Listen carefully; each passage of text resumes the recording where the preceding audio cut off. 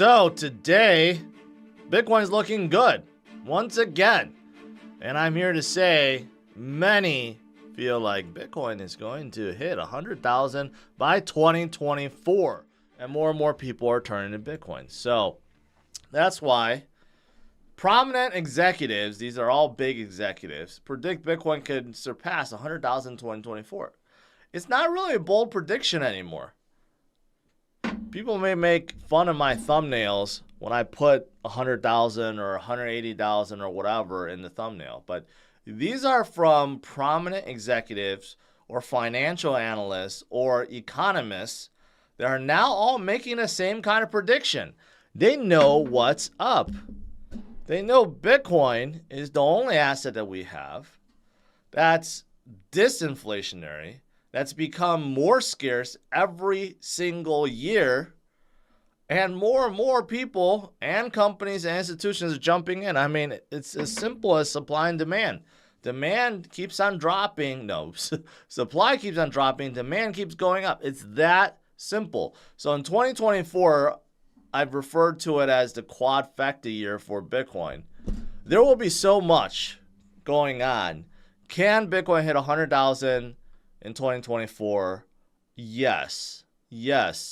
There's actually, I think, a very good chance that we break through our previous high by the end of the year, not at the beginning, by the end of the year. And yes, we can surpass 100,000 as we enter 2025. I think that's certainly a possibility.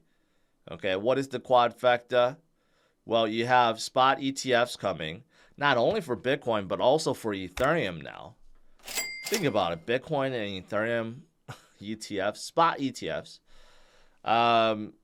You have the halving event, obviously, right?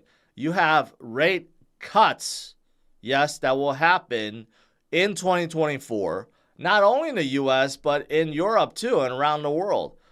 Okay, that will also affect things, and the presidential election. You look at it every single year, every single time we have a presidential election, that year is spectacular for markets. Spectacular. So that's also coming next year, right? We got four things, quadfecta of goodness that will definitely propel Bitcoin higher. Okay, that's why many people think 100,000 in 2024. That's nothing. That's nothing. What was the last prediction? The guy from I forgot his name. Tom Lee. Yeah, Tom Lee from Fundstrat said 180,000 by 2024. Right? And was it Tim Draper still thinks 250,000 by 2024 or 2025? Kathy Wood, she went out a little further to 2030, but she thinks it's 1.5 million in 2030. Well, why? Why 2030? Well, take a look at this.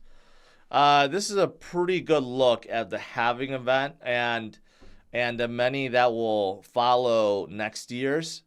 But, you know, when Bitcoin started, each 10 minutes, okay, whatever block was found, 50 Bitcoins was released. Okay, and then the one after that, in 2012, 4 years later, it went down to 25, okay, per block. Then 2016 went down to 12.5. Then it went to 6.25. That is where we are right now. Every 10 minutes, only 6.25 Bitcoins gets released. Starting next year, it gets cut to 3.125. Do you see this disinflationary nature of Bitcoin? Why it affects the price? Because it becomes twice as hard to get equal amount of Bitcoin every 4 years, set by code. And then let's skip a little bit further down, right? What about 2032, 36, 40, 44, 48, 52, 56? Look at it. Now you're starting to get sub 1 Bitcoin per block. In 2032, you're getting 0.781 only. Then in 2036, you know, I know 2036 seems like it's forever, okay? But that's only in 13 years. In 13 years, Bitcoin will only be releasing 0.39 Bitcoin per block per 10 minutes. Just think about it, right? So this is the reason why Bitcoin is the one asset you should hold, because the supply keeps diminishing until we get to a certain number, 21 million, and then there will be no more ever. Why is Bitcoin moving? Well, because of some of the things I've said. Also, it could be due to some of the technicals, okay? Technicals like this, comparing what happened in 2019, 2017, 2018, 2019, right? We had many retests, and then we had a breakout.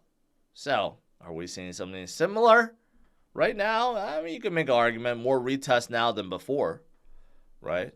So, does that mean Bitcoin is ready to pop? Here's another one, a bullish divergence on RSI. Again, is Bitcoin ready to pop? Maybe. Technicals sometimes could be a good tool to look at to predict short-term movement.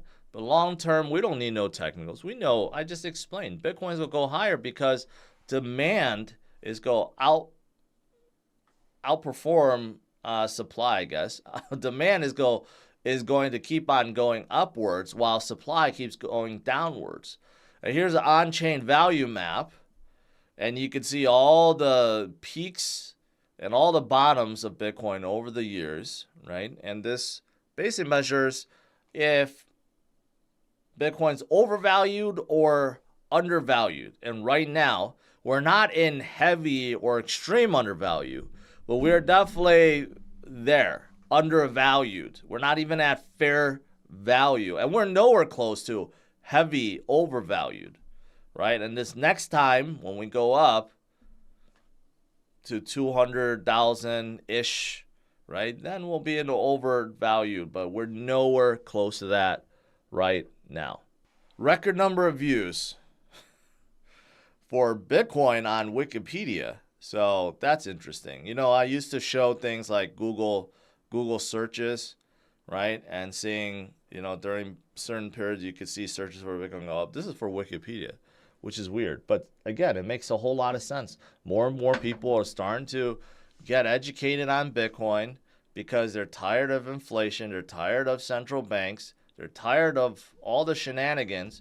They're tired of their buying power decreasing, right? And people are interested in learning about ETFs. So it makes